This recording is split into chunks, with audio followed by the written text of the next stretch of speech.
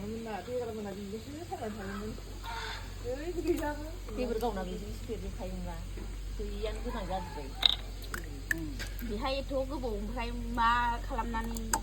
जाखो नोङो होनबाय आं जानायखौ मालाय सरखारा हरगोन आंथ' होनाङाना आंहा खारबानो जायो बेनो हाग्रामा सारबा थाबाय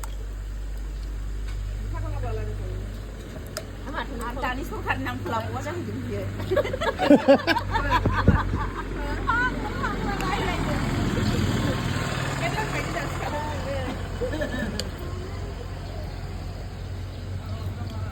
एबारथ' फैखालाना बिसोर ना फैबावगोन सोरो फैलाहाय प्रमद बर' सरखाराब्रा गैला सिगांबाय बे पेन्सियावनो सुथि मोनबाय मोनसे हरबावदो फिथाया आयौ होनबा बानायनोसै नांगोन बे बानायखानायखौ जानोसै हरदो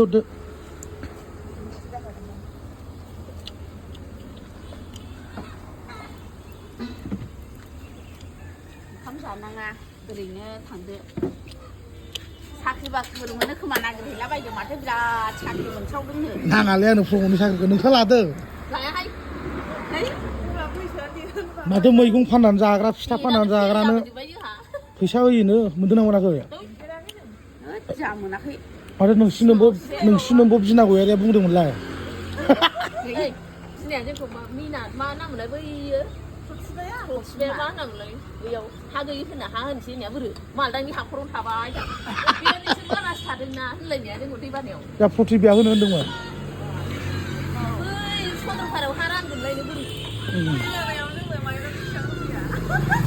बेसेबां मोनामोनलाय अमा केन्देला फिसा मोननायमोन 10 थाखानि उनाव थाइबानिल' ओमफ्राय जोंहा मोनसे रुमावनो 7 हर गाहाम थानांबाय लेबु सेनाबो सोरनाव दं सोरनावबा गैया दिमसिनानै सिनोब्रा खारगासिनो जाया होबावदो एबार फुदा नङा होद गाव गावबागावसो दारायनांगौ एबार फुदा